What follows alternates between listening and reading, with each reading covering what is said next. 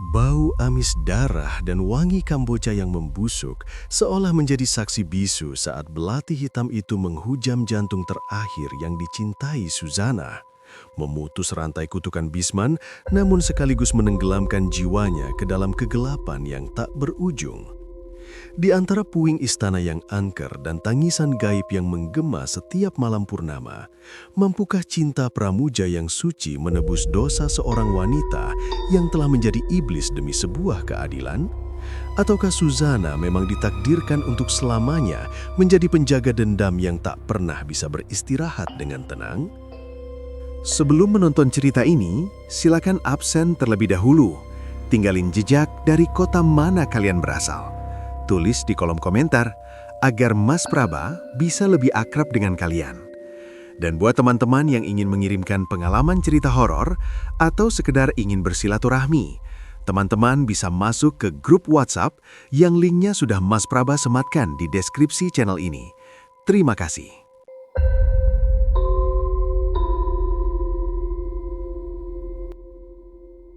Angin malam itu berdesis, membawa aroma Kamboja yang menusuk indera penciuman, seolah alam sedang memberi peringatan akan datangnya bencana. Di sebuah desa yang terhimpit hutan jati, nama Suzana adalah perwujudan dari keindahan yang murni. Wajahnya seputih rembulan, dengan mata bulat yang memancarkan keteduhan. Namun, kecantikan itu justru menjadi kutukan saat mata buas milik Bisman mulai meliriknya. Bisman bukanlah pria biasa.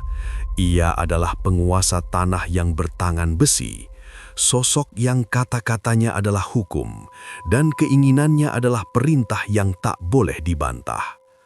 Malam itu, pendopo rumah ayah Suzana terasa sangat mencekam. Lampu minyak bergoyang ditiup angin, menciptakan bayangan-bayangan panjang yang menari di dinding kayu jati. Bisman duduk dengan angkuh, jemarinya yang dihiasi cincin batu akik besar mengetuk-ngetuk meja kayu. Suara ketukannya terdengar seperti detak jantung kematian yang menghitung mundur waktu. Di hadapannya, ayah Suzana, seorang pria tua yang memegang teguh kehormatan, duduk dengan punggung tegak meski keringat dingin mulai membasahi pelipisnya. "Aku tidak datang untuk meminta izin, Pak Tua. Aku datang untuk mengambil apa yang seharusnya menjadi milikku." Suara Bisman berat, parau, dan bergetar dengan nada ancaman yang nyata. Suara geraman rendah keluar dari tenggorokannya, menambah suasana menjadi semakin tidak nyaman. Ayah Suzana menghela napas panjang. Ia tahu siapa yang sedang ia hadapi. "Maafkan saya, Tuan Bisman. Suzana masih terlalu muda dan hatinya belum siap untuk sebuah ikatan. Sebagai ayahnya, saya tidak bisa memaksakan kehendak yang akan melukai batinnya." Seketika, ruangan itu menjadi sunyi senyap, hening yang memekakkan telinga. Bisman berhenti mengetuk meja. Matanya yang merah menatap tajam, seolah ingin menembus jantung pria tua di depannya. Bibirnya menyeringai tipis, menampilkan deretan gigi yang hitam karena tembakau. "Kau tahu apa konsekuensi dari kata tidak kepadaku, bukan? Kehormatan putri saya jauh lebih berharga daripada rasa takut saya kepada manusia," jawab ayah Suzana dengan suara gemetar namun tetap tegas. Bisman berdiri perlahan. Kursi kayu yang didudukinya berderit panjang, memecah kesunyian malam. Tanpa mengucapkan sepatah kata lagi, ia melangkah keluar dari rumah itu. Namun sebelum kakinya melewati ambang pintu, ia menoleh sedikit ke arah kegelapan kamar di mana Suzana sedang bersembunyi. "Nikmatilah malam terakhirmu yang tenang, Pak Tua. Besok kau akan memohon kematian kepadaku." Benar saja, saat ayam jantan berkokok untuk pertama kalinya, sebuah petaka dimulai. Pagi itu seharusnya menjadi pagi yang damai, namun jeritan memilukan memecah kabut fajar. Suzana berlari menuju kamar ayahnya dan menemukan pemandangan yang menghancurkan jiwanya. Ayahnya tergeletak di lantai, tubuhnya melengkung tidak wajar seperti busur panah. Wajahnya yang semula tenang kini pucat pasi dengan mata melotot ke arah langit-langit. "Bapak, apa yang terjadi?" Suzana berteriak histeris, mencoba menyentuh tubuh ayahnya. Namun saat tangannya mendekat, ia melihat sesuatu yang mustahil. Dari balik pori-pori kulit ayahnya muncul ujung-ujung jarum karatan yang keluar perlahan-lahan. Suara gesekan logam dengan daging terdengar nyata di telinga Suzana. Darah hitam yang kental dan berbau busuk mulai merembes keluar, membasahi kain sarung yang dikenakan ayahnya. Pria tua itu tidak bisa bicara.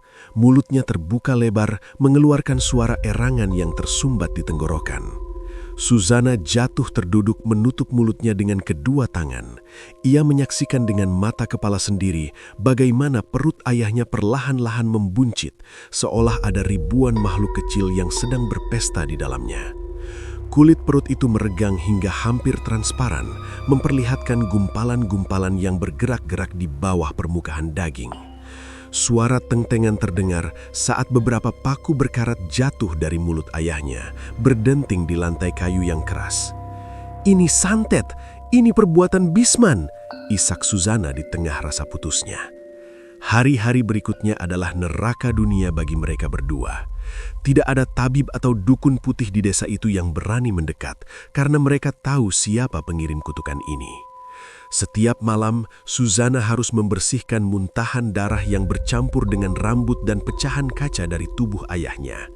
Bau busuk mayat yang masih bernafas mulai memenuhi seluruh rumah, menarik ribuan lalat hijau yang hinggap di luka-luka terbuka yang tak kunjung sembuh. Suatu malam yang sangat gelap, saat bulan tertutup awan tebal, kondisi ayahnya mencapai titik paling kritis. Tubuhnya sudah menyerupai kerangka yang hanya dibalut kulit tipis yang membusuk. Suzana memeluk kaki ayahnya, memohon kepada Tuhan agar penderitaan ini diakhiri. Tiba-tiba, ayahnya meraih tangan Suzana dengan sisa-sisa kekuatannya. Cengkramannya sangat dingin, seolah-olah kematian sudah menggenggamnya terlebih dahulu. "Lari, Suzana, pergi dari sini," bisik ayahnya dengan suara yang sangat parau, hampir tidak terdengar. Nafasnya terdengar seperti gesekan amplas pada kayu kering. "Tidak, Pak, aku tidak akan meninggalkan Bapak." Tepat saat itu, pintu depan rumah mereka hancur berkeping-keping seolah diterjang badai. Sosok Bisman berdiri di sana, dikelilingi oleh aura hitam yang pekat. Ia melangkah masuk dengan langkah yang berat, setiap injakannya seolah membuat tanah bergetar.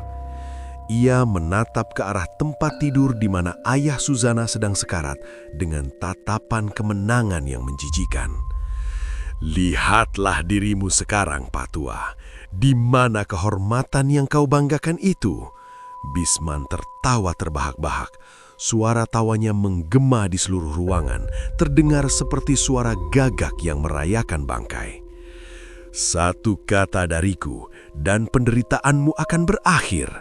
Katakan padaku, serahkan Suzana kepadaku." Ayah Suzana menatap Bisman dengan sisa-sisa keberaniannya. Ia mengumpulkan seluruh tenaganya untuk meludah ke arah Bisman, meski yang keluar hanyalah gumpalan darah hitam. "Sampai mati pun tidak." Wajah Bisman berubah menjadi merah padam, murkanya meluap-luap. Ia mengangkat kedua tangannya ke udara, merapalkan mantra dalam bahasa yang tidak dikenal yang terdengar seperti desisan ular berbisa. Seketika itu juga, tubuh ayah Suzana terangkat ke udara, melayang beberapa jengkal dari tempat tidur. Suara tulang-tulang yang patah mulai terdengar. Satu persatu persendian pria itu hancur diremukkan oleh kekuatan gaib yang tak kasat mata. Suzana berteriak sekuat tenaga, mencoba menerjang Bisman. Namun sebuah kekuatan besar menghempaskannya hingga menghantam dinding. Ia hanya bisa menangis pasrah sambil menyaksikan ayahnya meregang nyawa dalam posisi yang paling mengerikan yang bisa dibayangkan manusia. Ayahnya dinyatakan meninggal malam itu juga, dengan tubuh yang melintir ke belakang, wajah yang hancur, dan bau busuk yang tidak hilang meski sudah dimandikan dengan 7 rupa bunga. Di depan jasad ayahnya yang sudah kaku, Suzana tidak lagi menangis dengan air mata bening. Matanya menjadi merah, penuh dengan api kebencian yang menyala-nyala. Kelembutan yang dulu ada dalam dirinya telah mati bersama detak jantung ayahnya. Ia berdiri menatap ke arah kediaman Bisman di kejauhan yang tampak seperti istana setan. "Jika keadilan tidak bisa kudapatkan dari dunia ini," gumam Suzana dengan suara dingin yang menusuk tulang, "maka aku akan mencarinya di liang lahat. Aku akan menjadi iblis yang paling kau takuti, Bisman." Malam itu, di bawah nisan ayahnya yang masih basah, Suzana bersumpah ia tidak akan berhenti sampai darah Bisman membasahi tanah yang sama dengan darah ayahnya. Dendam telah lahir dan kegelapan baru saja menemukan ratunya yang baru. Di kejauhan, suara burung hantu bersahutan seolah menyambut kelahiran seorang dukun santet yang akan menggoncang desa tersebut. Tanah pemakaman itu masih basah, menyebarkan aroma tanah yang bercampur dengan sisa-sisa bunga Kamboja yang mulai layu. Suzana berdiri mematung di depan gundukan tanah yang menjadi tempat peristirahatan terakhir ayahnya. Langit di atas desa itu seolah ikut berduka, tertutup mendung hitam yang pekat tanpa setitik pun cahaya bintang. Air mata Suzana sudah mengering, menyisakan jejak asin di pipinya yang kini tampak tirus dan pucat. Di sekelilingnya, penduduk desa sudah lama pulang, meninggalkan dirinya sendirian dalam kesunyian yang mencekam. Namun, bagi Suzana, kesunyian itu justru berteriak, mengulang-ulang suara tulang ayahnya yang patah dan erangan kesakitan yang tak kunjung hilang dari ingatannya. "Ini belum berakhir, Pak," bisik Suzana dengan suara yang sangat rendah, hampir menyerupai desisan angin. Suara dedaunan kering yang tertiup angin seolah menyahut sumpahnya. Tanpa membawa obor, Suzana melangkah pergi meninggalkan area pemakaman. Kakinya tidak melangkah menuju rumahnya yang kini kosong dan dingin, melainkan ke arah barat, menuju hutan larangan yang jarang berani dimasuki oleh penduduk desa, bahkan di siang hari sekalipun. Semakin dalam ia melangkah, pepohonan jati di sana tampak semakin tinggi dan rapat, seolah-olah dahan-dahannya adalah jari-jari raksasa yang mencoba mencengkeram langit. Kegelapan di sana terasa sangat tebal, hampir bisa disentuh.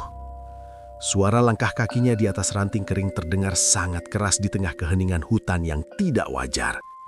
Tidak ada suara jangkrik, tidak ada suara burung malam. Yang ada hanyalah kesunyian yang menekan dada. Tiba-tiba, suhu udara turun dengan drastis. Hawa dingin yang menusuk tulang membuat napas Suzana keluar sebagai uap putih. Di depan sebuah pohon beringin raksasa yang akarnya menjuntai seperti rambut mayat, langkahnya terhenti. "Kau datang membawa luka yang sangat dalam, gadis cantik." Sebuah suara berat dan bergema muncul dari balik bayang-bayang pohon. Suaranya terdengar seperti 2 batu besar yang saling bergesekan. Suzana tersentak, namun ia tidak mundur. Keberaniannya telah menyatu dengan dendam yang membara. Dari balik kegelapan, muncul sesosok pria tua dengan tubuh bungkuk. Wajahnya tertutup caping tua yang sudah koyak, namun matanya bersinar hijau kekuningan seperti mata kucing hutan di tengah malam. Pria itu membawa tongkat kayu yang di puncaknya terikat sebuah tengkorak kecil, entah tengkorak hewan atau manusia. "Siapa kau?" tanya Suzana dengan nada menantang. Pria tua itu terkekeh. Suara kekehannya terdengar seperti rantai besi yang diseret di atas lantai batu. "Aku adalah bayangan dari keinginanmu yang paling gelap. Aku adalah jawaban atas doa-doamu yang tidak didengar oleh langit."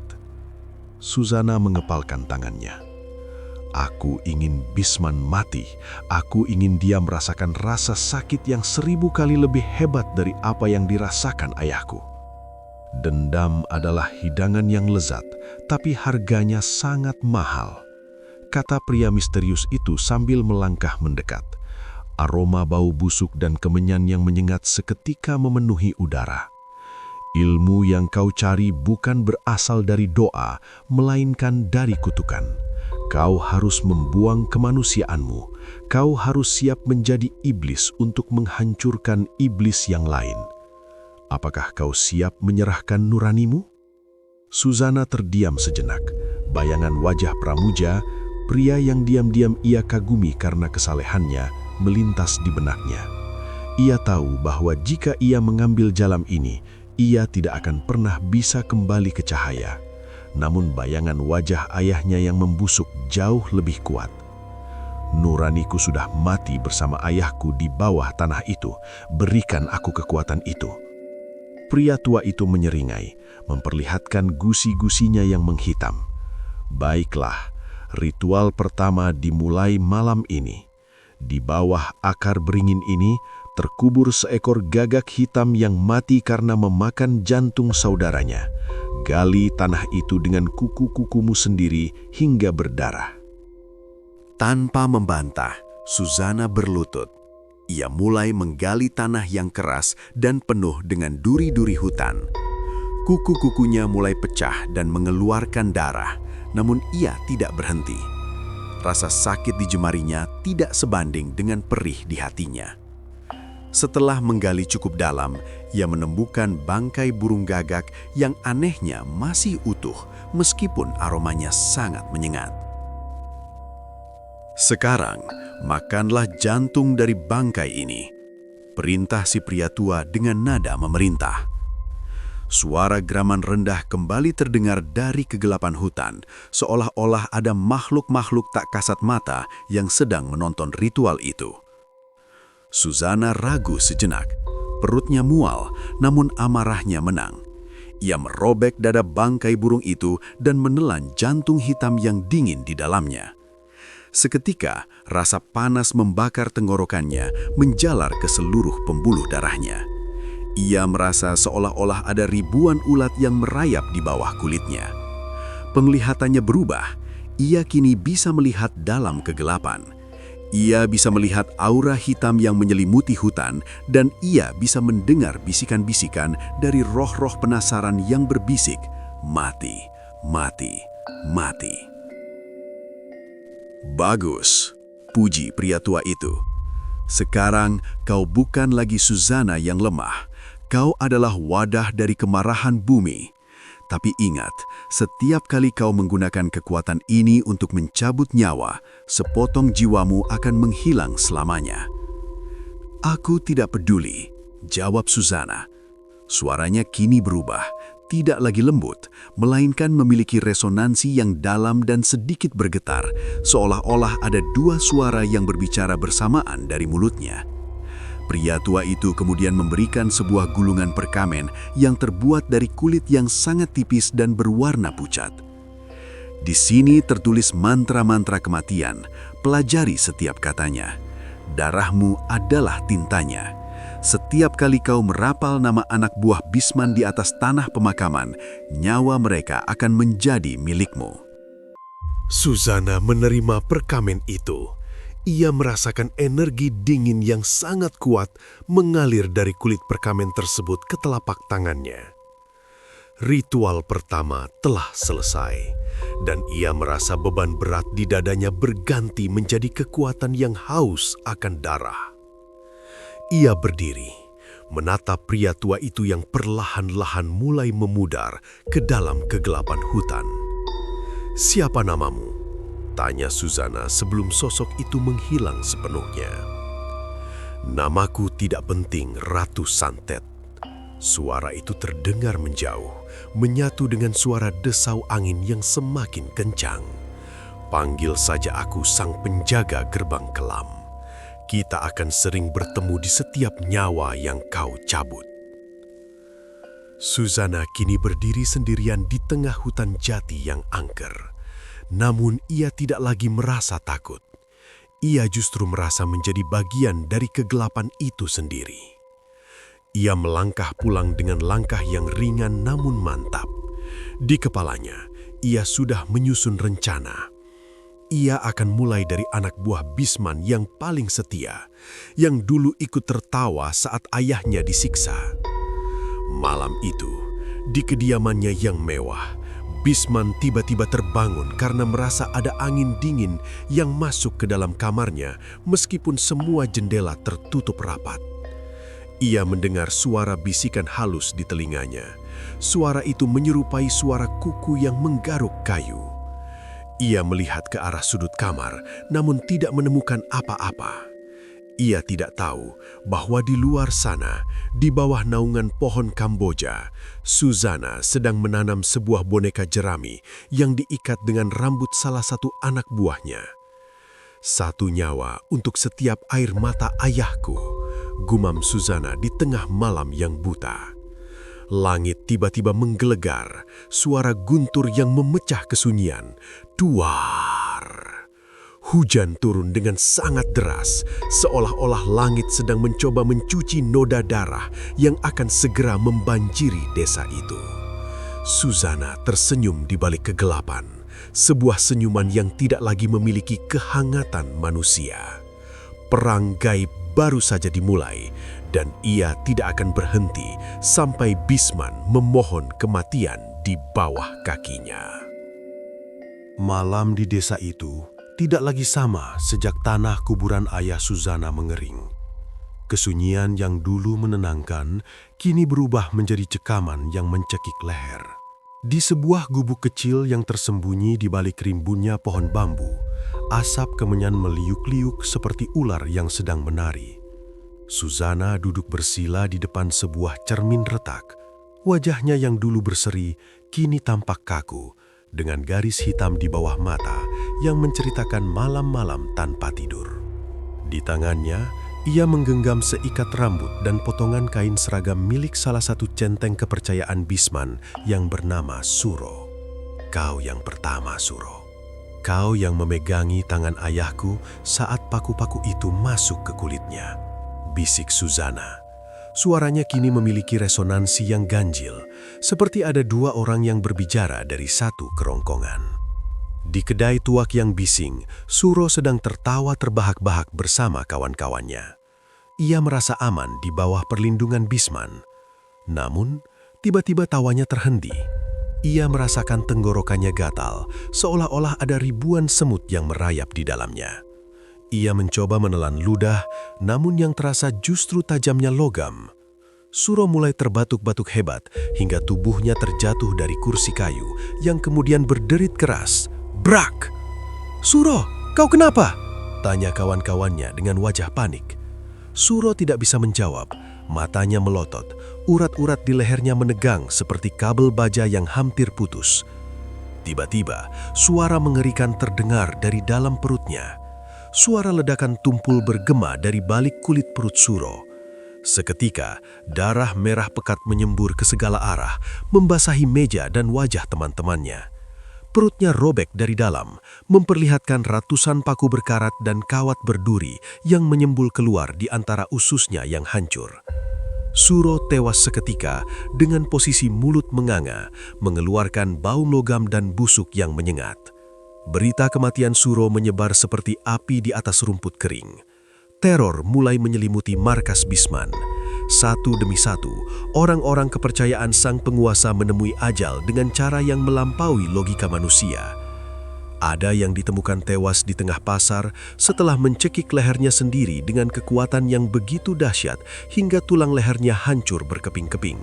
Suara patahan tulang itu konon terdengar hingga radius 10 meter, membuat orang-orang yang melihatnya jatuh pingsan karena ketakutan. Bisman meradang. Di dalam balai pertemuannya yang mewah, ia menghantam meja jati hingga retak. Siapa yang berani melakukan ini pada orang-orangku?" teriaknya dengan suara yang menggetarkan kaca-kaca jendela. "Hamba rasa ini perbuatan Suzana, Tuan. Sejak kematian ayahnya, dia sering terlihat masuk ke hutan larangan pada tengah malam," lapor salah satu pengawal yang tersisa dengan tubuh gemetar hebat. Bisman menyeringai jahat. "Gadis kecil itu, dia pikir dia bisa melawanku dengan ilmu recehan yang dia dapat dari hutan? Cari dia, bawa kepalanya ke hadapanku sebelum matahari terbenam besok." Namun mencari Suzana bukanlah perkara mudah. Suzana seolah-olah telah menyatu dengan bayang-bayang. Ia tidak lagi tinggal di rumah lamanya. Ia menetap di tempat-tempat yang dijauhi manusia, di bawah pohon Kamboja pemakaman atau di tepi sungai yang airnya selalu dingin. Setiap malam, ia melakukan ritual yang semakin berat. Ia harus memandikan dirinya dengan darah ayam hitam dan mengubur nuraninya semakin dalam ke dalam tanah. Suatu sore saat langit berwarna merah darah, Suzana sedang duduk di tepi sungai. Ia menatap pantulan dirinya di air yang jernih. Untuk sesaat, ia melihat bayangan dirinya yang dulu, gadis lembut yang suka menolong sesama. Namun, bayangan itu segera berganti dengan sosok wanita berambut acak-acakan dengan mata yang memancarkan kegelapan abadi. Suara gesekan semak di belakangnya membuatnya tersentak. "Siapa di sana?" tanya Suzana dengan suara berat yang menggetarkan udara di sekitarnya. Muncul seorang pria berpakaian sederhana namun rapi. Wajahnya tenang, memancarkan kedamaian yang sangat kontras dengan aura kegelapan Suzana. Pria itu adalah Pramuja. "Suzana, benarkah ini kau?" tanya Pramuja dengan suara yang lembut namun penuh kekhawatiran. Suzana terdiam, jantungnya berdegup kencang, sebuah perasaan manusiawi yang sudah lama tidak ia rasakan. "Pergilah Pramuja, tempat ini tidak aman untuk orang sepertimu." Desa sedang ketakutan, Suzana. Banyak orang mati dengan cara yang mengerikan. "Aku datang untuk memastikan kau baik-baik saja," kata Pramuja sambil melangkah mendekat. "Aku baik-baik saja. Justru merekalah yang tidak akan pernah baik-baik saja," jawab Suzana sambil membuang muka. Ia tidak ingin Pramuja melihat matanya yang sudah tidak memiliki binar kehidupan lagi. Pramuja menghela napas panjang. Ia duduk di sebuah batu besar tidak jauh dari Suzana. Kebencian adalah beban yang berat Suzana. Ia akan memakan pemiliknya sebelum ia memakan musuhnya. Kembalilah ke jalan yang benar. Tuhan selalu membuka pintu bagi mereka yang mau bertaubat. Suzana tertawa sinis. Suara tawanya terdengar seperti gesekan amplas di atas besi tua. "Tuhan, di mana dia saat ayahku merangkak di lantai sambil muntah paku? Di mana dia saat Bisman tertawa melihat tulang ayahku dihancurkan? Jika surga menutup mata, maka biarlah neraka yang memberiku keadilan." Pramuja terdiam. Ia melihat aura hitam yang sangat pekat menyelimuti tubuh Suzana. Ia merasa sedih karena gadis yang dulu ia cintai kini telah menjelma menjadi sesuatu yang asing. "Aku akan selalu mendoakanmu, Suzana. Meskipun kau telah memilih jalan ini, aku tidak akan membiarkanmu tenggelam sendirian." Pramuja kemudian berdiri dan pergi meninggalkan Suzana. Kehadirannya sempat menggoyahkan keyakinan Suzana, namun dendam yang sudah mengakar jauh lebih kuat. Suzana kembali ke gubuknya, menyiapkan ritual yang lebih besar. Ia merasa kemenangannya sudah di depan mata. Hanya tinggal beberapa orang lagi dan Bisman akan menjadi hidangan penutup yang paling manis. Di sisi lain, Bisman tidak tinggal diam. Ia pergi ke sebuah ruangan rahasia di bawah tanah rumahnya. Di sana, ia menyalakan 17 lilin hitam yang mengelilingi sebuah bejana perunggu berisi cairan merah yang bergejolak. Suara gelembung itu terdengar seperti suara napas ribuan orang yang tersiksa. "Kau ingin bermain ilmu hitam denganku, Suzana," bisik Bisman dengan nada yang sangat rendah. "Kau tidak tahu dengan siapa kau berurusan. Kau hanyalah semut yang sedang menantang gunung." Bisman mulai merapalkan mantra yang jauh lebih tua dan lebih kelam daripada yang dipelajari Suzana. Udara di desa itu tiba-tiba menjadi sangat berat, seolah-olah oksigen telah hilang dari atmosfer. Hewan-hewan ternak mulai mati mendadak, dan anak-anak kecil menangis histeris tanpa sebab. Perang yang sesungguhnya belum dimulai, dan Suzana tidak menyadari bahwa setiap nyawa yang ia cabut sebenarnya sedang membangun jembatan bagi kekuatan yang jauh lebih mengerikan untuk masuk ke dunia ini. Suzana berdiri di puncak bukit, menatap desa yang kini tampak seperti kuburan massal. Ia merasa sangat kuat, merasa tak terkalahkan. Namun, di balik awan hitam, sebuah mata raksasa yang tak kasat mata sedang memperhatikannya dengan penuh rasa lapar. Kabut tebal menyelimuti lembah desa, seolah-olah alam ingin menyembunyikan noda darah yang kian pekat. Suzana duduk bersandar pada akar beringin tua. Jemarinya yang lentik kini seringkali bergetar hebat. Di balik kuku-kukunya masih tersisa-sisa tanah kuburan yang tak bisa hilang meski dicuci dengan air sungai paling jernih sekalipun. Rasa dingin yang ia rasakan bukan lagi berasal dari hembusan angin malam, melainkan dari dalam jiwanya yang mulai membeku. Namun, sore itu, sebuah langkah kaki yang mantap mendekatinya, memecah kesunyian hutan yang biasanya hanya diisi oleh suara kepakan sayap burung gagak. Pramuja datang dengan sebuah payung tua untuk melindungi mereka dari gerimis yang mulai turun. Wajahnya yang tenang membawa kedamaian yang terasa asing, sekaligus dirindukan oleh Suzana. Pria itu tidak membawa rasa takut, tidak juga membawa kebencian. Ia hanya membawa sebuah ketulusan yang membuat tembok pertahanan Suzana perlahan retak. "Suzana, kau terlihat sangat lelah. Pulanglah, hari sudah hampir gelap," ucap Pramuja dengan nada yang sangat teduh. Suaranya terdengar seperti gemericik air pegunungan yang menyejukkan. Suara rintik hujan yang jatuh ke payung mereka menciptakan irama yang menenangkan. Suzana mendongak, menatap mata Pramuja yang bersih. "Pulang? Ke rumah yang isinya hanya kenangan pahit dan bau kematian? Aku sudah tidak punya tempat untuk pulang, Pramuja." Pramuja berlutut di depan Suzana, mengabaikan tanah berlumpur yang mengotori pakaiannya yang bersih. "Rumah bukan hanya tentang bangunan kayu, Suzana. Rumah adalah kedamaian di dalam hati. Aku tahu bebanmu berat, tapi jangan biarkan kegelapan ini menelanmu seutuhnya. Masih ada jalan untuk kembali." Untuk sekejap, hati Suzana goyah. Kehangatan dari tangan Pramuja yang menyentuh pundaknya membuat api dendam di dadanya sedikit meredup. Ia merindukan masa lalu, masa di mana ia hanya seorang gadis yang menanti ayahnya pulang dari ladang dengan senyuman. Ia ingin berhenti. Ia ingin membuang semua perkamen kuno dan botol-botol berisi minyak mayat itu. Ia ingin mencintai pria di hadapannya ini tanpa ada bayang-bayang iblis di antara mereka. Namun, tepat saat ia hendak menyandarkan kepalanya di bahu Pramuja, sebuah serangan kilat menghantam ingatannya. Suara erangan ayahnya kembali bergema di telinganya. Bayangan wajah ayahnya yang membiru, dengan mata melotot meminta tolong saat paku-paku menembus kerongkongannya, muncul begitu nyata di depan mata Suzana. Rasa amis darah seolah kembali memenuhi indera penciumannya. Kenangan itu seperti cambuk yang memicu kembali kemarahannya yang sempat padam. "Aku tidak bisa, Pramuja." Suzana menyentak tangan pria itu dengan kasar. Suaranya berubah menjadi parau dan berat, bergetar dengan resonansi yang tidak manusiawi. "Kau tidak tahu apa yang mereka lakukan.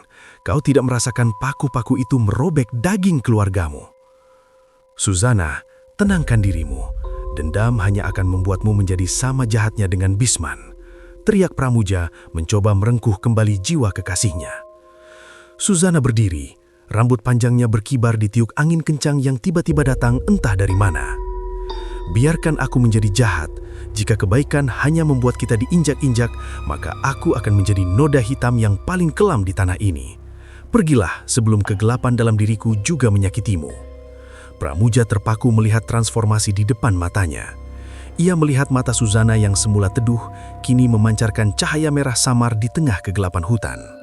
Ia merasakan hawa maut yang begitu kuat memancar dari tubuh wanita yang ia cintai. Dengan berat hati, ia melangkah mundur. Ia menyadari bahwa doa-doanya sedang berpacu dengan waktu, melawan mantra-mantra kematian yang sudah mendarah daging dalam diri Suzana. "Aku tidak akan menyerah padamu, Suzana. Aku akan menunggumu di gerbang masjid setiap subuh, sampai kau memutuskan untuk meletakkan belatimu," ucap Pramuja sebelum menghilang di balik keremangan hutan. Sepeninggal Pramuja, Suzana jatuh berlutut dan meratap. Namun, tangisannya tidak berlangsung lama. Dari balik pepohonan, muncul bayangan hitam anak buah Bisman yang sedang melakukan patroli.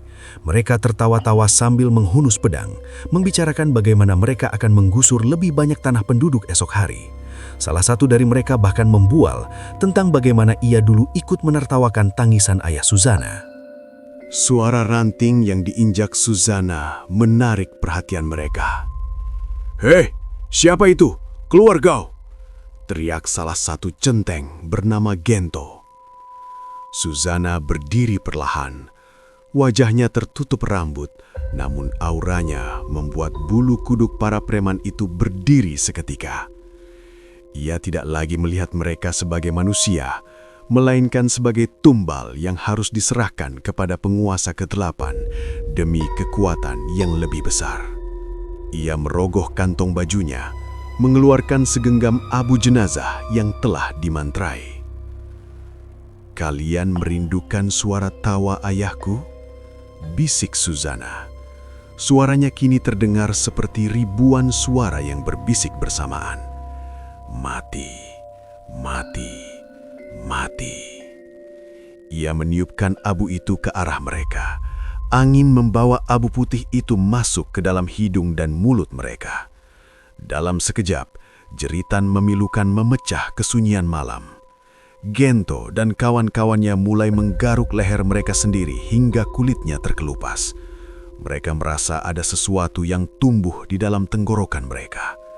Satu persatu dari mereka memuntahkan gumpalan rambut panjang yang terus keluar tanpa henti, menjerat leher mereka sendiri dari dalam. Suzana menyaksikan pemandangan itu tanpa berkedip. Tidak ada lagi rasa kasihan. Setiap nyawa yang hilang adalah persembahan untuk rasa sakitnya. Namun, di sudut hatinya yang paling dalam, ia merasa sepotong kemanusiaannya kembali hilang. Ia merasa semakin jauh dari jangkauan tangan Pramuja. Malam itu, Suzana kembali ke tempat persembunyiannya. Ia duduk di depan sesajen, meraba perkamen kulit manusia yang ia dapatkan dari sang penjaga gerbang kelam. Ia tahu bahwa kekuatannya kian meningkat, namun ia juga menyadari bahwa Bisman belum juga goyah. Ada sesuatu yang membentengi rumah besar sang penguasa, sebuah kekuatan yang lebih tua dari sekedar santet biasa. "Bisman, kau pikir kau aman di balik dindingmu?" gumam Suzana sambil menusukkan jarum emas ke sebuah boneka jerami. Tiba-tiba, suara tawa yang sangat berat dan menggelegar terdengar dari segala arah, membuat pepohonan di sekitar gubuk Suzana tumbang. Itu bukan suara manusia. Itu adalah suara dari kekuatan yang bersembunyi di balik tubuh Bisman, menantang Suzana untuk melangkah lebih jauh ke dalam jurang kehancuran. Suzana tahu pertempuran yang sesungguhnya baru saja akan dimulai, dan ia harus memilih apakah ia akan tetap menjadi manusia yang mencintai Pramuja atau sepenuhnya menjadi iblis demi membunuh sang musuh abadi. Lampu minyak di gubuknya tiba-tiba padam, menyisakan kegelapan total. Dalam kegelapan itu, Suzana melihat bayangan ayahnya berdiri di pojok ruangan, menunjuk ke arah jantungnya sendiri sambil mengeluarkan suara seolah memberi isyarat bahwa ada rahasia besar yang tersembunyi di dalam kematiannya yang palsu. Suzana memejamkan mata, membiarkan dendam kembali menguasai seluruh sel tubuhnya, mengubur bayangan senyum Pramuja di bawah tumpukan benci yang tak berujung. Malam telah mencapai puncaknya saat bulan tertutup oleh gumpalan awan mendung yang menyerupai wajah raksasa sedang merintih. Di dalam gubuknya yang pengap oleh bau kemenyan dan minyak melati, Suzana duduk bersimpuh dengan nafas yang memburu. Di hadapannya, sebuah nampan kuningan berisi air sumur 7 muara tampak bergejolak, meskipun tidak ada angin yang masuk ke dalam ruangan itu. Suara gelembung air itu terdengar seperti bisikan ribuan nyawa yang tercekik di dasar samudra. Suzana memejamkan mata, memusatkan seluruh kebencian yang ia miliki ke ujung jari telunjuknya, lalu mulai menggores permukaan air tersebut dengan mantra penghancur raga. "Mati kau, Bisman! Rasakan jantungmu diremas oleh tangan-tangan yang kau hancurkan. Seru Susana dengan suara yang bergetar hebat. Resonansi suara gaib keluar dari dadanya, membuat dinding bambu gubuknya bergetar seolah hendak runtuh. Ia mengirimkan ribuan jarum gaib dan serpihan kaca pemakaman melalui media air tersebut. Di dalam penglihatan batinnya, ia melihat serangan itu meluncur kilat menuju rumah besar Bisman.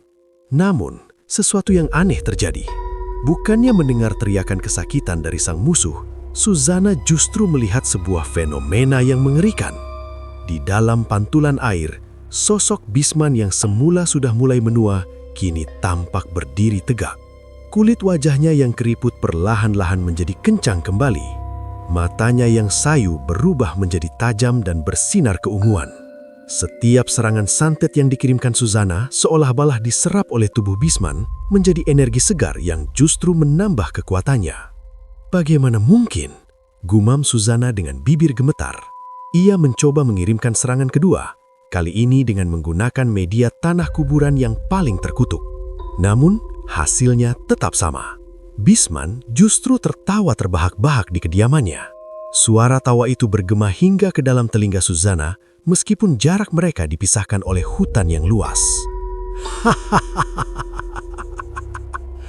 Suara itu bukan terdengar di udara, melainkan berdentum di dalam kepala Susana, seolah-olah Bisman sedang berada tepat di belakang punggungnya. Sinar rembulan yang tipis masuk ke dalam gubuk, menyinari wajah Susana yang pucat pasi dengan noda hitam di sudut bibirnya. Pramuja tertegun melihat pemandangan di depannya. Nampan kuningan yang bergejolak, bau busuk yang menyeruak, dan aura kematian yang begitu pekat. Ia segera mendekati Susana dan mencoba memegang tangannya, namun Susana menarik diri. "Jangan sentuh aku, tanganku kotor oleh darah dan tanah kuburan," teriak Susana.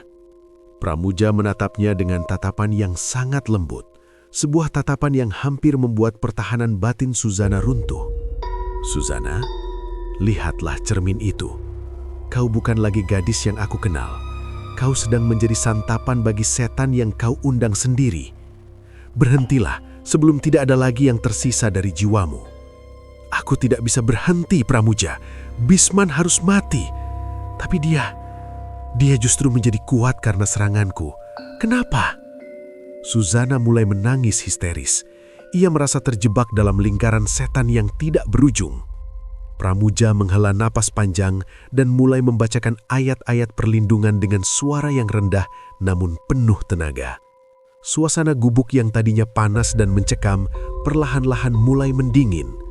Aura hitam yang menyelimuti Susana tampak menggeliat kesakitan saat terkena getaran suara doa Pramuja.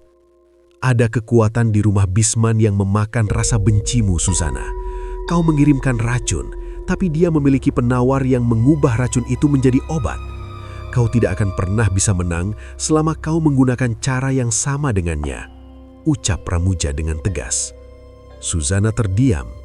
Kata-kata Pramuja mulai meresap ke dalam logikanya. Ia menyadari bahwa selama ini ia mungkin hanya menjadi pion dalam permainan yang lebih besar. Ia teringat kembali pada bisikan sang penjaga gerbang kelam yang mengatakan bahwa setiap nyawa yang dicabut akan memiliki harga. Namun ia tidak pernah menyangka bahwa harganya adalah penguatan bagi musuh bebuyutannya sendiri.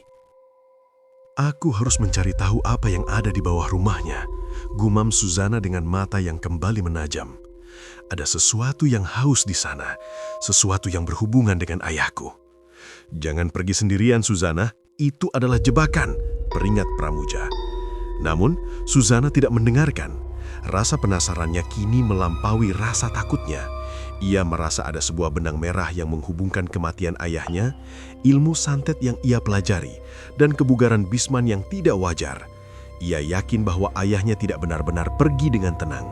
Ada sebuah jeritan sunyi yang selalu ia dengar setiap kali ia memejamkan mata. Sebuah suara yang seolah menuntunnya ke kedalaman tanah di bawah istana Bisman. Malam itu, setelah Pramuja pergi dengan hati yang berat, Susana kembali menyiapkan diri. Kali ini ia tidak akan menyerang dari jauh, ia akan masuk ke dalam sarang serigala. Ia mengolesi tubuhnya dengan minyak sapu jagat agar tidak terlihat oleh mata manusia, namun ia tahu bahwa makhluk-makhluk penjaga di rumah Bisman tidak akan mudah dikelabui. Saat ia melangkah keluar gubuk, seekor burung gagak hinggap di bahunya dan membisikkan sesuatu yang membuat darah Suzana berdesir dingin. Darah dari darah, nyawa dari nyawa. Suzana mempercepat langkahnya menuju pusat desa. Ia melihat rumah besar Bisman berdiri angkuh seperti nisan raksasa yang menantang langit. Di bawah sana, di kegelapan yang paling dalam, sebuah kenyataan pahit sedang menunggunya untuk dikuak. Sebuah kenyataan yang akan menghancurkan hatinya lebih hancur daripada kematian manapun yang pernah ia saksikan. Malam kian larut, namun kegelapan yang menyelimuti desa terasa lebih berat dari biasanya. Seolah-olah langit sedang menumpahkan tinta hitam yang pekat ke atas bumi. Pramuja berdiri di balik bayangan pohon nangka. Matanya tertuju pada gubuk kecil tempat Suzana menyendiri. Hatinya diliputi kecemasan yang mendalam. Ia merasa ada sesuatu yang menarik Suzana semakin jauh ke dalam jurang yang tidak bisa ia raih. Saat pintu gubuk itu berderit terbuka, ia melihat sosok wanita yang ia cintai melangkah dengan sangat pelan menuju kedalaman hutan larangan. Tanpa pikir panjang, Pramuja memutuskan untuk mengikutinya, melangkah di antara semak berduri tanpa suara. Di tengah hutan, Suzana berhenti di sebuah tanah lapang yang dikelilingi oleh 7 pohon Kamboja yang meranggas. Pramuja bersembunyi di balik semak besar, napasnya tertahan saat melihat apa yang ada di depannya. Suzana sedang bersimpuh di tengah lingkaran yang terbuat dari serbuk tulang manusia. Di sana terdapat berbagai sesajen yang mengerikan, kepala ayam hitam yang masih meneteskan darah dan jantung hewan yang berdenyut pelan di atas piring tanah liat. Suara bisikan-bisikan halus mulai terdengar dari udara yang hampa, seolah-olah hutan itu sendiri sedang berbicara. "Suzana," bisik Pramuja. Suaranya bergetar karena ngeri sekaligus sedih. Ia tidak menyangka wanita selembut Suzana bisa melakukan hal sekeji ini. Tiba-tiba sebuah suara tawa yang sangat berat memecah kesunyian hutan dari arah belakang Pramuja. Sebelum ia sempat berbalik, sebuah pukulan keras menghantam tengkuknya. Pramuja jatuh tersungkur, pandangannya mengabur sebelum akhirnya semuanya menjadi gelap total. Di balik bayang-bayang, anak buah terakhir Bisman yang paling kejam, seorang raksasa bernama Gondo, muncul sambil menyeret tubuh Pramuja yang lunglai. Suzana tersentak dari ritualnya. Ia merasakan aura Pramuja yang menghilang dan berganti dengan bau busuk khas ilmu hitam Bisman. Ia berdiri dengan mata menyala merah. "Bisman, kau pengecut!" teriaknya hingga burung-burung malam terbang berhamburan dari dahan pohon. Tanpa membuang waktu, Suzana berlari menuju istana Bisman. Langkah kakinya secepat angin menerobos kabut yang menghalangi jalan. Sesampainya di depan gerbang besar yang terbuat dari kayu jati berukir wajah iblis, ia menghantam pintu itu dengan kekuatan gaibnya. Brak! Pintu itu hancur berkeping-keping. Suzana melangkah masuk ke dalam aula besar yang hanya diterangi oleh obor-obor yang apinya berwarna ungu kebiruan. Di ujung ruangan di atas tahta yang terbuat dari tanduk kerbau, Bisman duduk dengan tenang. Wajahnya tampak jauh lebih muda daripada terakhir kali mereka bertemu, dengan kulit yang kencang dan otot yang berisi. Di sampingnya, Pramuja terikat rantai besi yang membara. Mulutnya disumpal kain yang telah dibasahi minyak mistis. "Selamat datang, Suzana sayang. Kau tepat waktu untuk menyaksikan pertunjukan terakhir," ucap Bisman dengan suara yang beresonansi kuat, seolah suara itu keluar dari bawah lantai istana. "Lepaskan dia, Bisman. Urusanmu denganku. Jangan bawa orang suci ke dalam lingkaran kotor ini," teriak Suzana sambil merapalkan mantra penghancur. Bisman berdiri perlahan, membiarkan jubah hitamnya menyapu lantai. "Orang suci, dia adalah umpan terbaik. Setiap doa yang ia ucapkan justru membuat kekuatanku semakin seimbang. Kau ingin membunuhku? Silahkan coba." Suzana menerjang maju. Ia melemparkan jarum-jarum gaib yang diselimuti api hitam ke arah jantung Bisman. Jarum-jarum itu mengenai sasaran, namun bukannya terluka, Bisman justru menghisap api itu masuk ke dalam pori-pori kulitnya. Ia membalas dengan sebuah lambaian tangan yang menciptakan gelombang energi hitam. Suzana terpental menghantam pilar batu hingga pilar itu retak. Pertarungan fisik dan batin meledak hebat di dalam aula tersebut. Suzana menggunakan segala ilmu yang ia pelajari dari sang penjaga gerbang kelam. Ia memanggil roh-roh penasaran untuk mengeroyok Bisman. Namun setiap roh yang mendekat justru ditelan oleh aura Bisman yang sangat haus. Setiap serangan Suzana terasa sia-sia, seolah-olah ia sedang mencoba memadamkan api dengan minyak tanah. Kenapa? Kenapa kau tidak bisa mati? Isak Suzana di tengah rasa sesaknya. Ia kembali memuntahkan darah hitam akibat tekanan energi yang terlalu besar. Bisman tertawa, sebuah suara yang terdengar seperti ribuan jiwa yang sedang menjerit kesakitan secara bersamaan. Kau terlalu bodoh, Suzana. Kau pikir dari mana kekuatanku berasal? Aku memiliki perisai yang paling sempurna di dunia ini. Sesuatu yang sangat kau cintai sedang menanggung semua luka yang seharusnya aku terima. Suzana tertegun. Ia merasakan sebuah getaran gaib yang sangat kuat berasal dari bawah lantai tempat ia berdiri. Suara erangan yang sangat familiar muncul dari balik semen dan tanah di bawah tahta Bisman. Suara itu adalah suara ayahnya, namun terdengar jauh lebih menderita dan lebih dalam. "Bapak," bisik Suzana dengan jantung yang seakan berhenti berdetak. "Ya, Suzana, ayahmu yang kau cintai itu." Bisman melangkah mendekati Pramuja yang mulai siuman dan meronta-ronta melihat kekasihnya terluka. "Selama sumber energiku masih ada di bawah sana, aku tidak akan pernah bisa kau sentuh. Setiap rasa sakit yang kau kirimkan padaku akan diteruskan kepada raga dan jiwa ayahmu yang kini telah membusuk namun tidak boleh mati." Suzana jatuh terduduk, air mata darah mengalir dari sudut matanya. Ia menyadari kenyataan yang mengerikan. Selama ini ia sedang menyiksa ayahnya sendiri dengan tangannya. Semakin besar dendamnya, semakin menderita ayahnya, dan semakin kuat pula Bisman. Ini adalah jebakan yang paling sempurna. Ia tidak bisa membunuh Bisman tanpa menghancurkan sumber energinya. Namun menghancurkan sumber energi itu berarti ia harus melakukan sesuatu yang jauh lebih buruk daripada kematian itu sendiri. "Aku harus mencari tahu apa yang ada di bawah rumahnya," gumam Suzana dengan mata yang kembali menajam. "Ada sesuatu yang haus di sana, sesuatu yang berhubungan dengan ayahku." "Jangan pergi sendirian, Suzana. Itu adalah jebakan," peringat Pramuja. Namun, Suzana tidak mendengarkan. Rasa penasarannya kini melampaui rasa takutnya.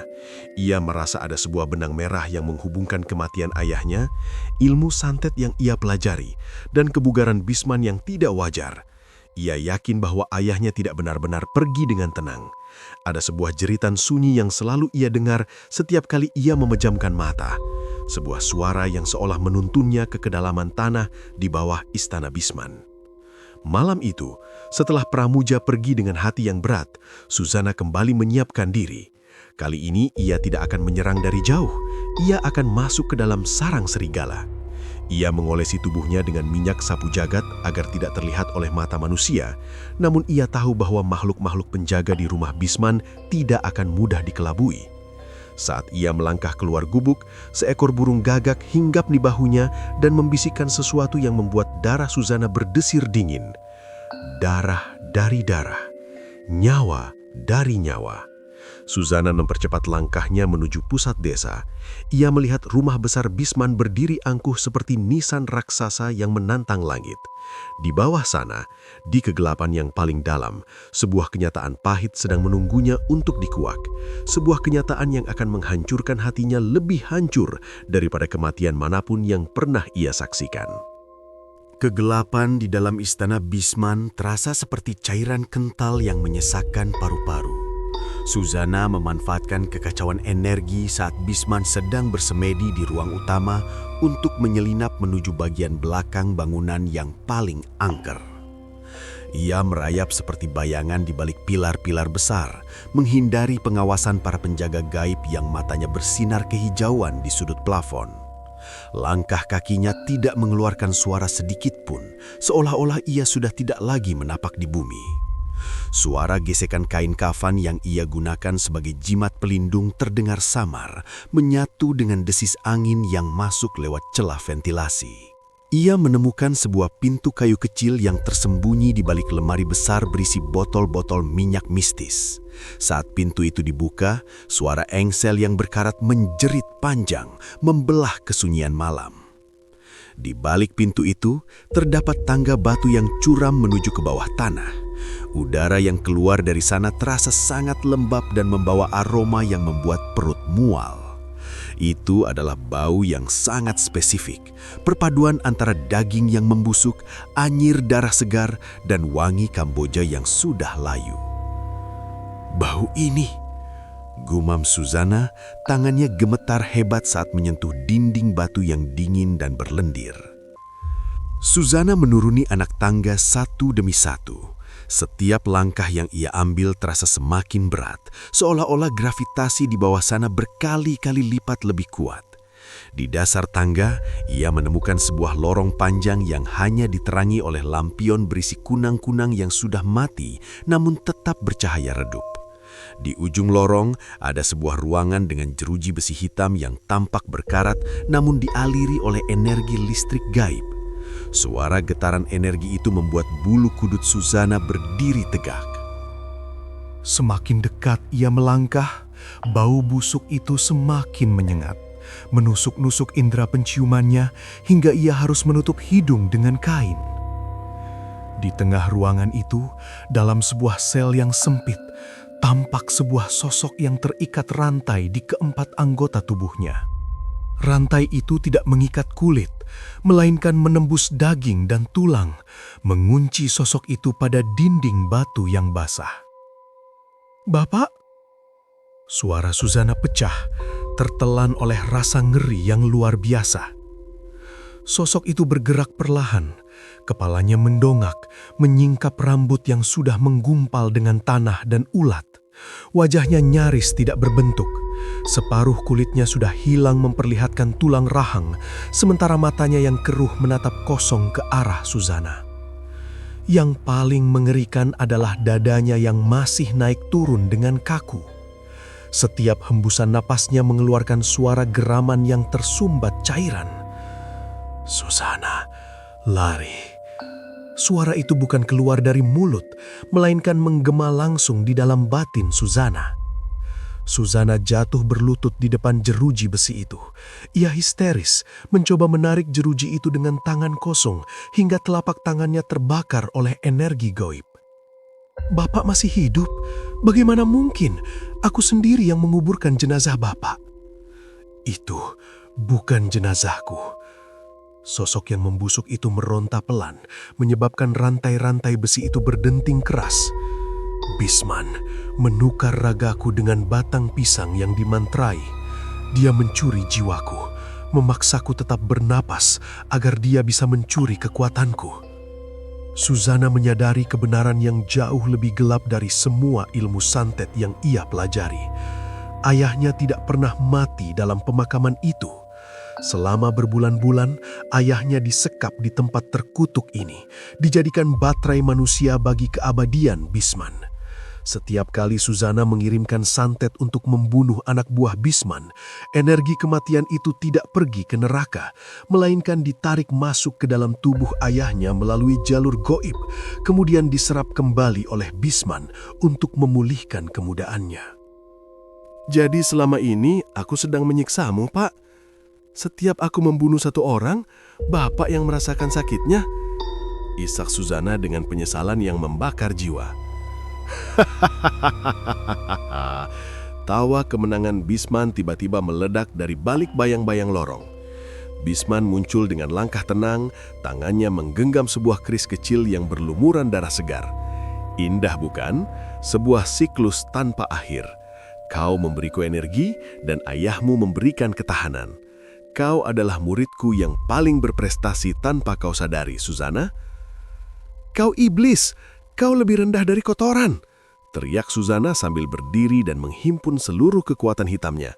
Tangannya kini mengeluarkan kabut ungu pekat yang membekukan lantai di sekitarnya. "Jangan sombong, gadis kecil."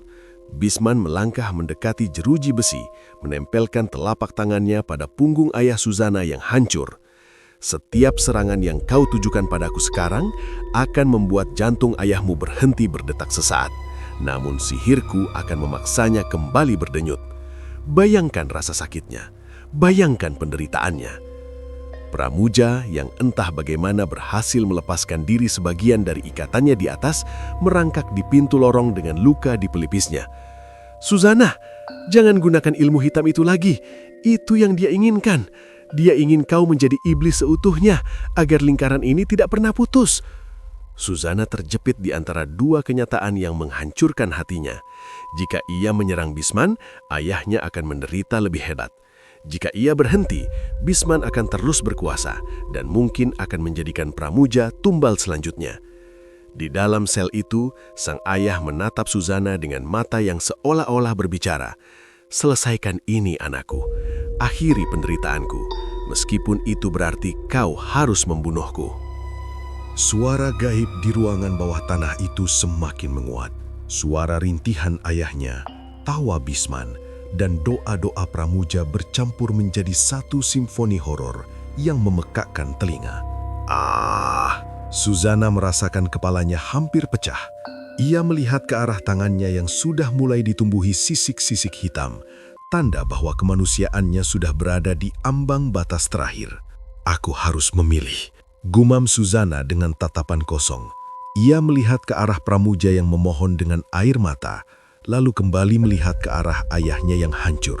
Bisman terus tertawa, merasa dirinya sudah menang mutlak. Namun, di dalam kegelapan batinnya, Suzana menemukan satu celah kecil yang tidak terpikirkan oleh Bisman. Sebuah pengorbanan yang tidak melibatkan kebencian, melainkan cinta yang sangat menyakitkan. Suasana menjadi sunyi secara tiba-tiba.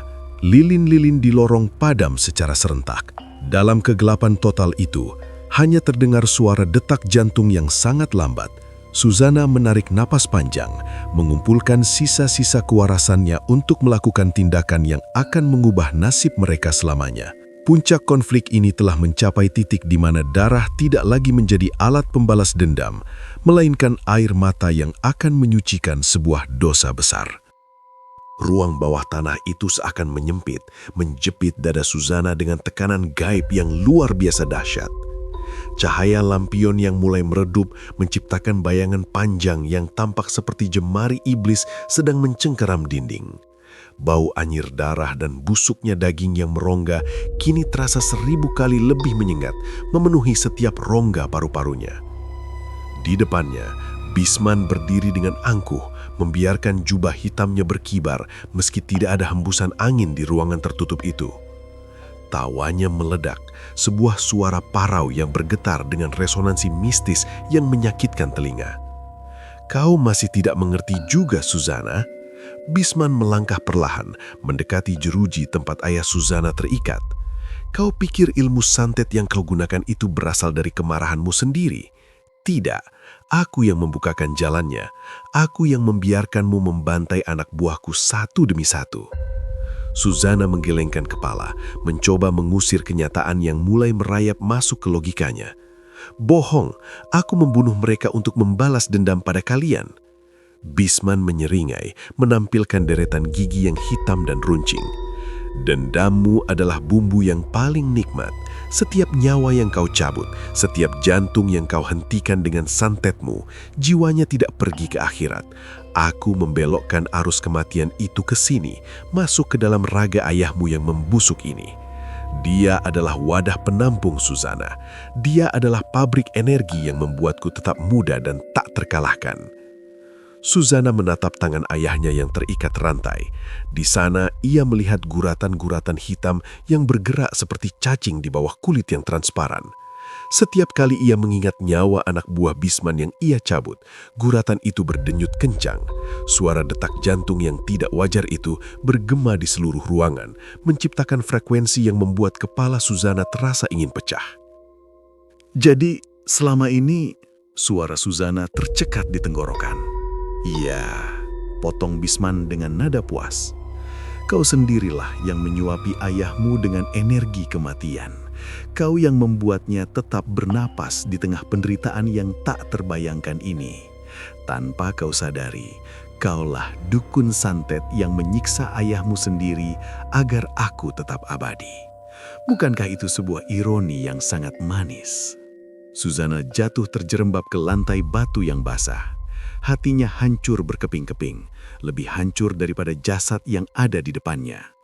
Ia teringat bagaimana ia dengan bangga merapalkan mantra kematian, merasa telah memenangkan keadilan. Padahal, setiap mantra itu adalah satu cambukan api yang membakar jiwa ayahnya. Ayahnya yang malang hanya bisa merintih dalam kebisuan, menanggung beban dosa dari anak kandungnya sendiri. Suara napas ayahnya terdengar semakin berat, seperti gesekan benda tajam di atas batu asahan. Mata ayahnya yang keruh meneteskan cairan kuning kehitaman, air mata dari seorang pria yang merindukan kematian, namun tidak diizinkan untuk mati oleh anaknya sendiri. "Hentikan ini, Bisman. Aku mohon, hentikan!" jerit Suzana sambil memukul-mukul lantai. Bisman justru mendekat, merengkuh dagu Suzana dengan jemarinya yang dingin seperti es. "Sudah terlambat. Ikatan ini sudah terlalu kuat. Kau adalah bagian dari mesin ini sekarang. Jika kau berhenti menyantet, ayahmu akan mati dengan sangat lambat dan menyakitkan. Jika kau terus melakukannya, dia akan terus hidup dalam penderitaan, dan aku akan menjadi dewa di tanah ini." Di sudut ruangan, Pramuja yang masih terikat berusaha meronta. Suaranya yang tersumbat kain hanya mengeluarkan bunyi erangan putus asa. Ia menatap Suzana dengan pandangan yang seolah berteriak agar Suzana tidak menyerah pada kegelapan. Namun Suzana sudah tidak mampu lagi melihat cahaya. Yang ia lihat hanyalah tumpukan dosa yang ia bangun di atas penderitaan orang tuanya. Suara gaib di ruangan itu semakin menjadi-jadi. Suara-suara tangisan dari jiwa-jiwa yang telah dibunuh Suzana mulai terdengar, membisikkan kata-kata kutukan di telinganya. "Mati, kau pembunuh, anak durhaka, mati." Suara itu berputar-putar, semakin cepat dan semakin keras, hingga menciptakan pusaran angin hitam yang mengacaukan api obor di dinding. "Lihatlah dirimu, Suzana." Bisman berbisik tepat di telinganya. Suaranya mengandung magnet kegelapan yang sangat kuat. "Kau sudah menjadi iblis seutuhnya. Tidak ada tempat bagimu di surga Pramuja. Bergabunglah denganku, dan kita akan memerintah dunia ini bersama-sama." Suzana memejamkan mata rapat-rapat. Di dalam kegelapan batinnya, ia melihat bayangan masa kecilnya saat ayahnya menggendongnya di ladang. Kenangan itu terasa begitu jauh dan suci. Tiba-tiba, ia merasakan sebuah kekuatan lain merayap di dadanya. Bukan kekuatan santet yang amis, melainkan sebuah pengorbanan yang murni. Ia menyadari satu hal, satu-satunya cara untuk menghentikan Bisman adalah dengan memutus sumber energinya. Ia menoleh ke arah ayahnya. Untuk pertama kalinya dalam waktu yang lama, mata ayahnya bertemu dengan matanya. Dalam tatapan itu, tidak ada kebencian, hanya ada kasih sayang yang mendalam dan sebuah permohonan terakhir yang sangat jelas. "Selesaikan ini, Suzana. Lepaskan aku." "Aku minta maaf, Pak," bisik Suzana dengan suara yang kini berubah menjadi tenang namun mematikan. Ada resonansi gaib yang baru muncul dari tubuhnya. Sebuah getaran yang tidak berasal dari kitab santet manapun, melainkan dari tekad untuk mengakhiri penderitaan. Bisman menyadari perubahan aura itu. Wajahnya yang muda mulai berkerut karena panik. "Apa yang kau lakukan? Jangan macam-macam, Suzana!" Suzana berdiri perlahan. Rambutnya yang panjang tergerai dan dari telapak tangannya muncul cahaya ungu yang sangat tajam. Ia tidak lagi mengarahkan kekuatannya kepada Bisman. Ia mengarahkan seluruh sisa hidup dan kemampuannya menuju jantung ayahnya. Ia tahu, untuk membunuh iblis di depannya, ia harus memadamkan lentera yang selama ini memberinya cahaya hidup, yaitu nyawa ayahnya sendiri. "Kau tidak akan pernah menang, Bisman," ujar Suzana dengan nada dingin yang membuat seluruh ruangan membeku. Karena kau tidak pernah tahu rasanya mencintai seseorang lebih dari nyawamu sendiri. Suara guntur meledak di atas istana itu, meskipun cuaca sedang tidak hujan. Seluruh bangunan bergetar hebat.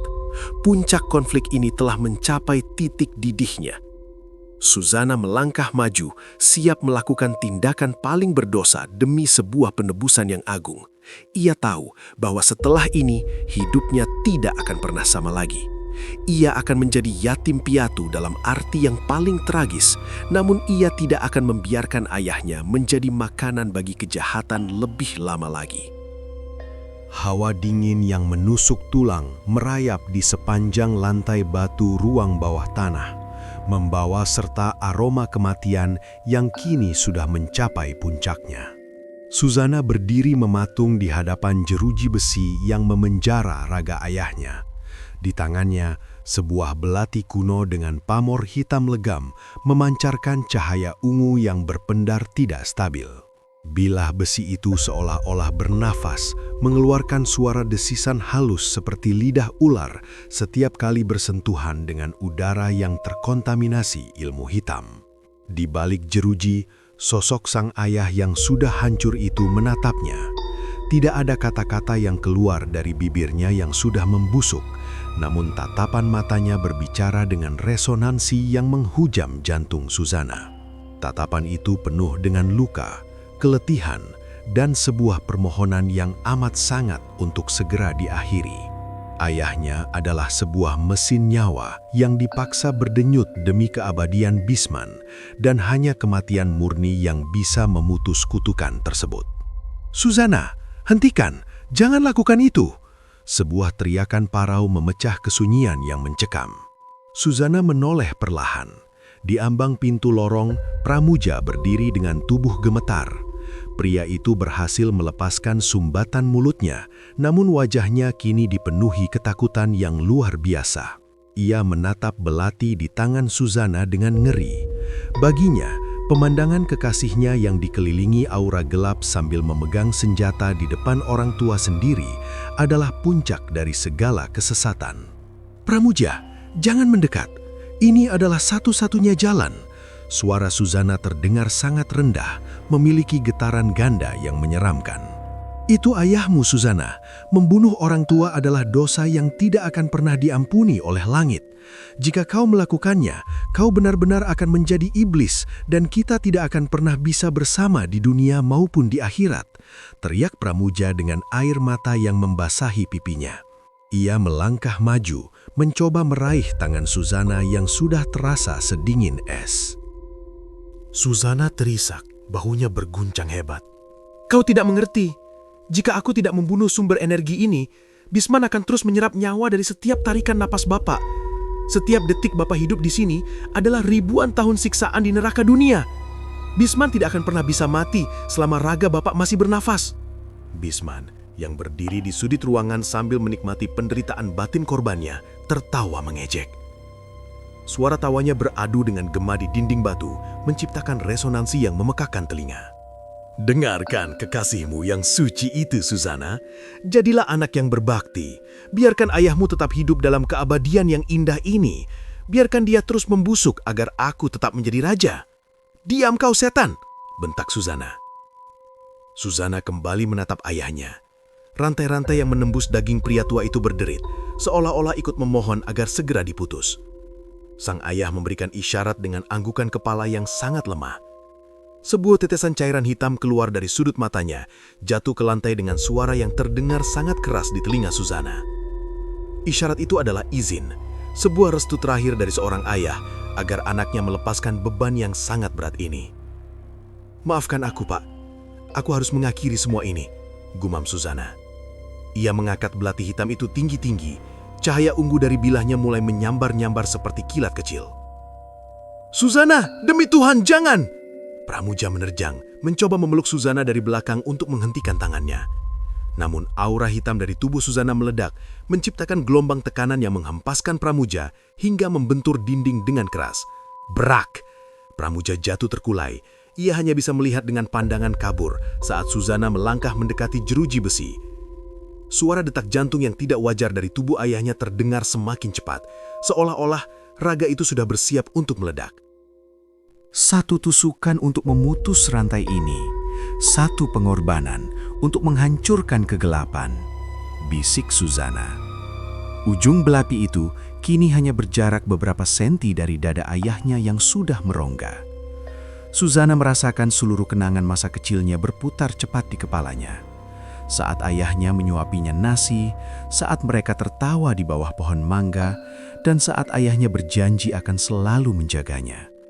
Semua kenangan itu kini harus ia tikam dengan tangannya sendiri. Ini adalah titik nadir dari perjalanan dendamnya. Sebuah dilema di mana membunuh adalah bentuk cinta yang paling murni, dan membiarkan hidup adalah bentuk kekejaman yang paling besar. Bisman mulai merasa terancam. Ia merasakan koneksi gaibnya dengan raga di dalam sel itu mulai goyah. Jangan berani-berani, Suzana. Jika kau membunuhnya, aku akan menghancurkan desa ini beserta seluruh isinya.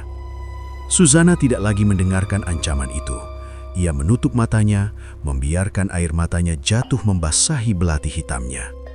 Seketika, cahaya ungu pada belati itu berubah menjadi putih menyilaukan karena tercampur dengan ketulusan air mata pengampunan. Resonansi suara gaib di ruangan itu kini berubah menjadi dengungan yang sangat tinggi, menenggelamkan semua suara tawa dan teriakan. "Bapak, tidurlah dengan tenang," ucap Suzana dengan satu helaian napas yang panjang. Dengan kekuatan penuh, Suzana menghunjamkan belati itu tepat ke pusat jantung ayahnya yang berdenyut secara tidak alami.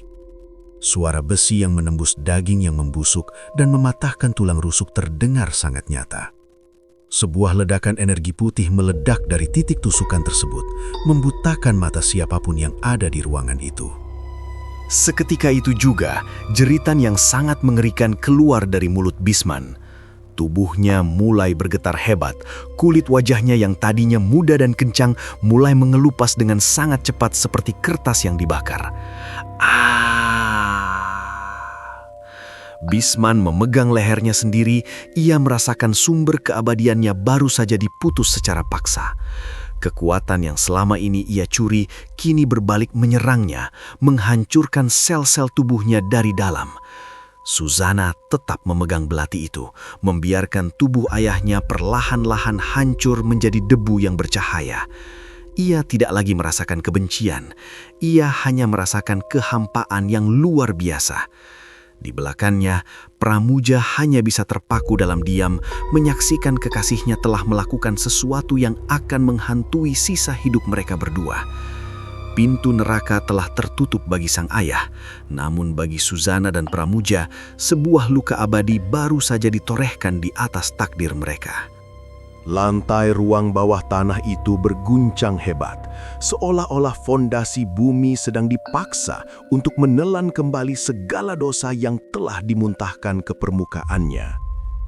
Cahaya putih yang meledak dari tubuh ayah Suzana perlahan-lahan meredup, menyisakan kepulan asap tipis yang berbau wangi bunga melati yang sangat lembut. Rantai-rantai besi yang tadinya mengikat raga renta itu hancur menjadi serpihan debu, jatuh ke lantai dengan suara halus. Di balik jeruji, sosok sang ayah kini telah tiada.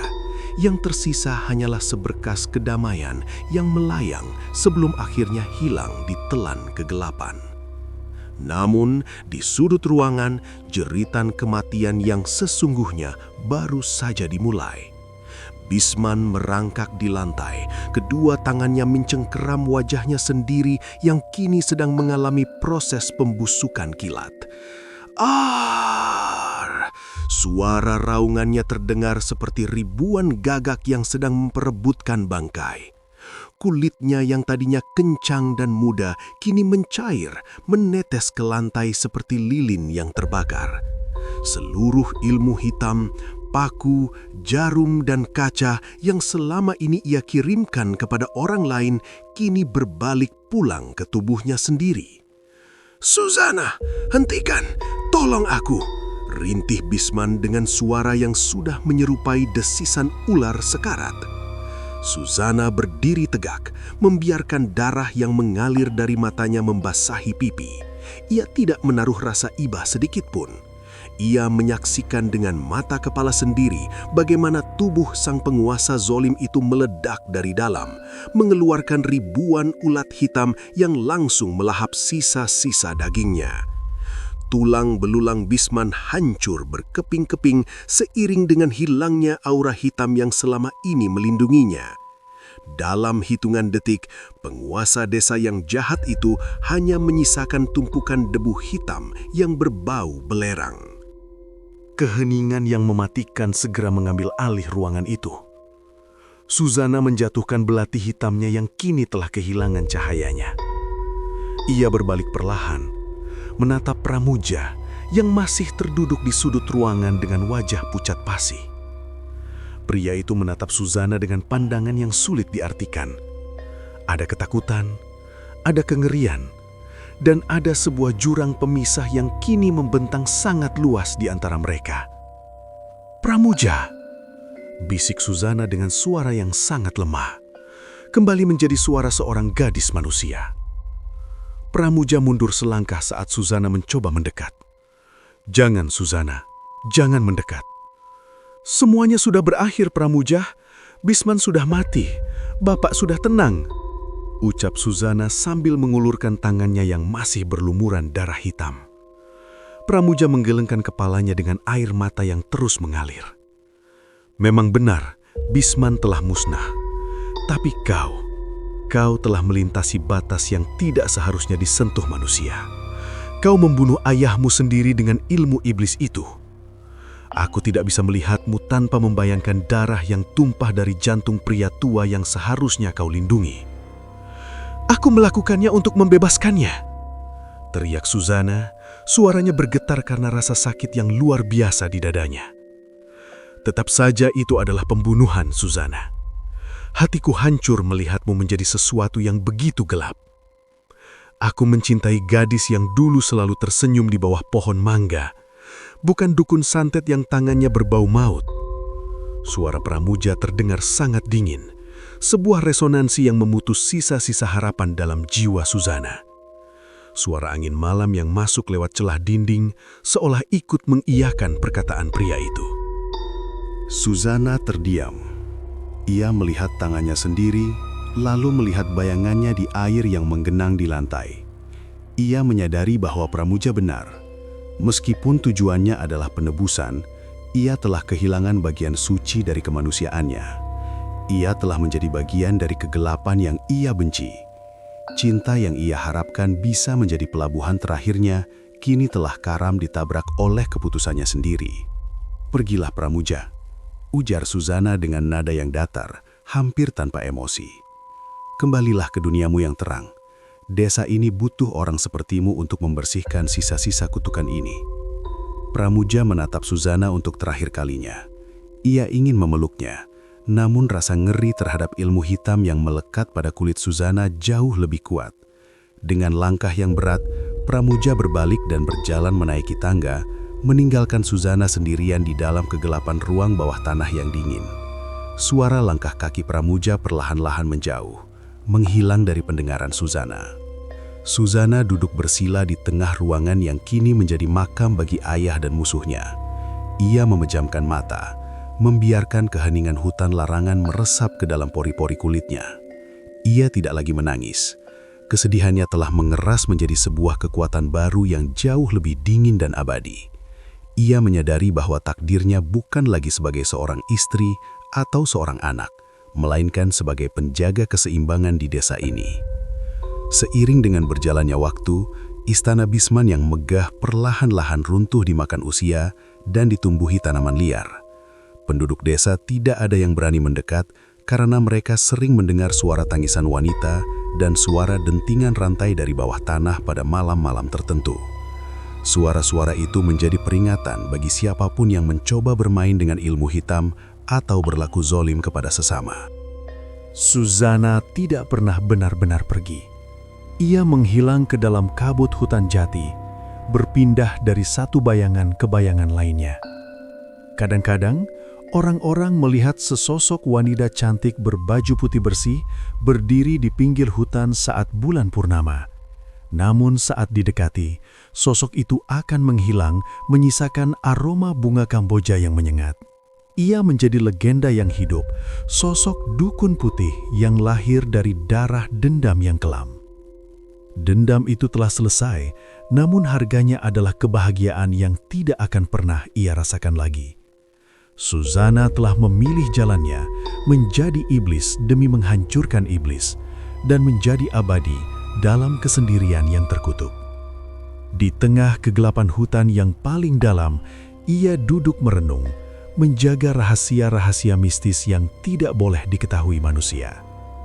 Suara burung hantu bersahutan di atas kepalanya, menyambut sang ratu kegelapan yang baru dalam kekuasaannya yang sunyi. Pramuja sendiri menghabiskan sisa hidupnya dengan mengabdi di masjid desa, mendoakan jiwa Suzana setiap sujudnya. Ia tidak pernah menikah, seolah-olah hatinya telah terkunci rapat di dalam ruang bawah tanah yang angker itu. Namun setiap kali angin kencang berhembus membawa bau melati, ia tahu bahwa Suzana masih ada di sana, memperhatikan desa itu dari balik tirai gaib yang tidak tertembus. Kisah tentang Suzana menjadi pengingat bagi seluruh keturunan di desa tersebut, bahwa cinta dan dendam adalah dua sisi mata uang yang sama-sama tajam. Dan bagi Suzana, pilihan untuk membunuh sumber energinya telah menjadikannya penjaga abadi yang tak akan pernah mati oleh waktu, terperangkap selamanya dalam legenda yang dibasuh dengan air mata darah dan pengorbanan yang tak termaafkan.